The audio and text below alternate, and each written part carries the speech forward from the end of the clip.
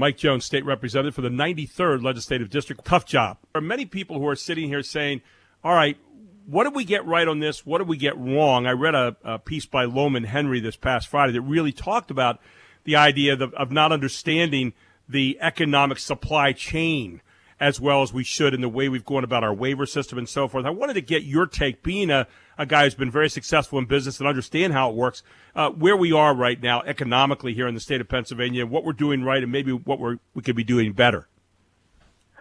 Well, I think it's a great question, Gary. I give the governor, and I've up until, in many regards, up until this point, I've kind of refrained from being too critical, but I think we're now many weeks into this and given him ample opportunity to change course, and there's a stubbornness there and a refusal to do so. But I give the governor high marks on his demeanor, on his presentation. I think on the health side, where I don't claim to have a lot of expertise there, probably a lot of good things being done.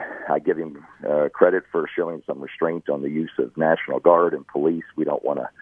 I was very thankful he wasn't overzealous there. Hasn't been to date. But on the business side of things, I'm not sure it could have been handled any worse. Just a ton of unnecessary confusion and business closures, and we're starting to see the consequence of that. So I think what we got wrong, and we're trying to remedy that. I want to commend my colleague, Dawn Kiefer, who's just been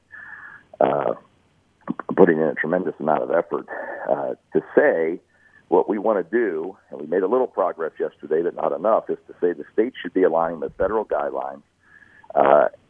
So we have consistency and do what pretty much all of our neighboring states are doing. And in particular, get construction going again, car sales, real estate are the three big ones. There's others. And any of these companies that open following OSHA and CDC standards. And we'll throw golf in there for you as well. I heard you talking about that. Well, it's not just a selfish thing. It's just it defies common sense to me that, here we have 774 golf courses in the state of Pennsylvania. We turned the economic switch off. I get it. I understand why you want to be safe. I get all that. But I felt in a lot of ways it was very reactive in the beginning.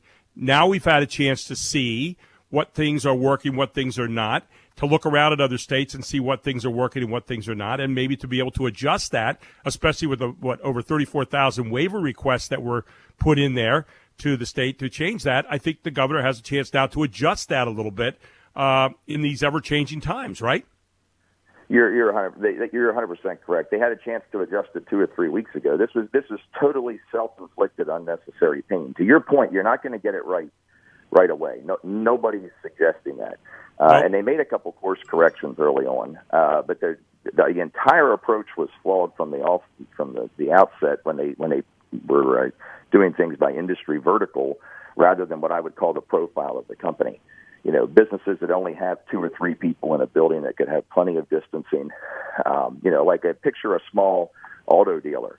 That's just insane that you can't go out and buy an automobile if you wreck your car. And what do we have as an alternative? People going to Maryland, Ohio, New York, depending what part of the state they're in, bringing virus potentially back with them. So it accomplished nothing. And the waiver system is a total disaster and inconsistent, and they still refuse to publish that through right to know requests that we've made.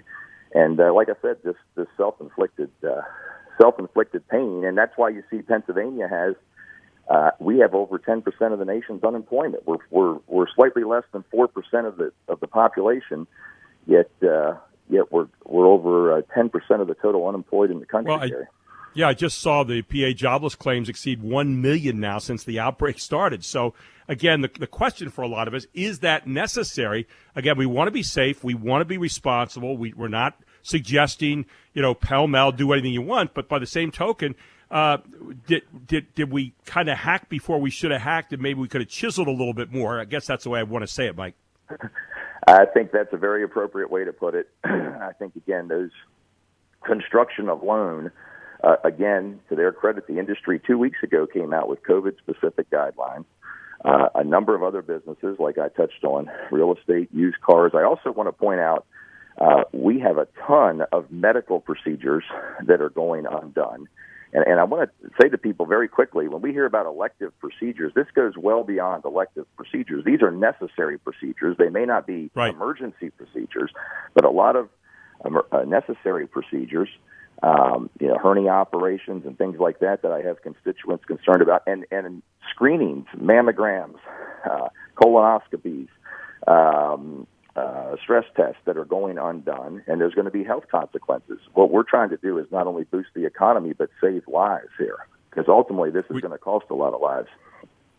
We saw yesterday PA freezes paychecks for 9,000 state employees. That was a couple days ago amid the coronavirus fallout. Yesterday in York County, we saw almost 300 people, I think 277 is the exact number, are going to be going on furlough. Pennsylvania is the second highest in the nation in unemployment claims. You mentioned that earlier. So, we have those things going against us now.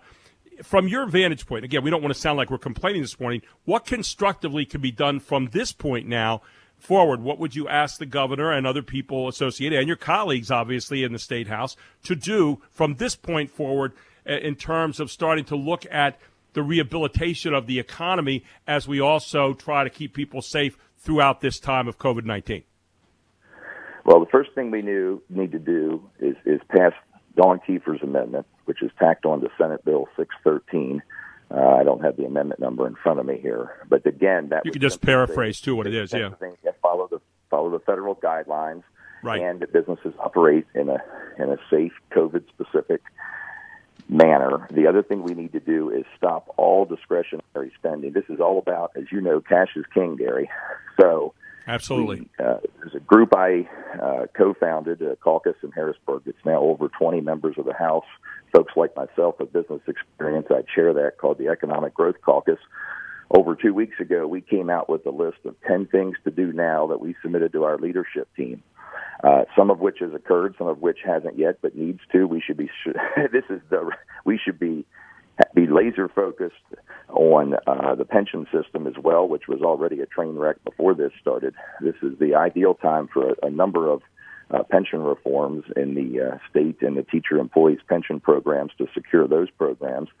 And we should do, this may sound a little counterintuitive, but we should be grabbing as much cash as we can right now, not spending it. But if the credit markets tighten up and we can't get cash, then you're going to see deflation, and you're going to see things like we've never seen in our lifetime here that would rival the Great Depression. So, near term, we got to start. And I commend the county commissioners. I commend the governor for making some of those cuts. That's a necessary evil in these times. And again, some of it's necessary. We knew we were going to take an economic hit, but some of this is self-inflicted pain on the economic side, and now people are paying the consequence. And I think people need to band together to do the very best for all citizens here in the state of Pennsylvania, as we want them to do around the country. Mike, always good talking to you. Thank you so much for taking the time this morning. We'll do it again very soon, my friend. Thank you. Hey, thank you, Gary. Appreciate it. Take care. Mike Jones, State Representative for the 93rd Legislative District.